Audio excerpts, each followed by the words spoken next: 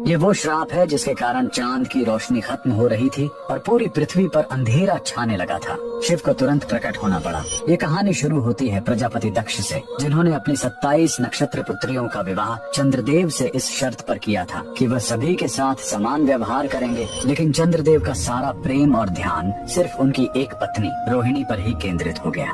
बाकी 26 पत्नियों की उपेक्षा और दुख से जब उनकी शिकायतें प्रजापति दक्ष तक पहुंची, तो क्रोधित होकर उन्होंने चंद्रदेव को श्राप दे दिया। तुमने मेरे वचन को तोड़ा है, जाओ, तुम्हारा सारा तेज, सारी कलाएं और तुम्हारी सारी सुंदरता धीरे धीरे खत्म हो जाएगी और तुम क्षय रोग से गलकर नष्ट हो जाओगे। श्राप तुरंत असर करने लगा। चांद का प्रकाश हर पल कम होने लगा, जिससे धरती पर वनस्पतियों और औषधियों का रस सूखने लगा। सृष्टि का संतुलन बिगड़ने लगा। अपने अंत को निकट देखकर भयभीत चंद्रदेव ने ब्रह्मा जी से उपाय पूछा। ब्रह्मा जी ने उन्हें गुजरात के प्रभास क्षेत्र में समुद्र तट पर जाकर महादेव की तपस्या करने को कहा। चंद्रदेव ने उस पवित्र स्थान पर एक शिवलिंग स्थापित किया और घोर तपस्या की। उनकी भक्ति से प्रसन्न होकर भगवान शिव प्रकट हुए।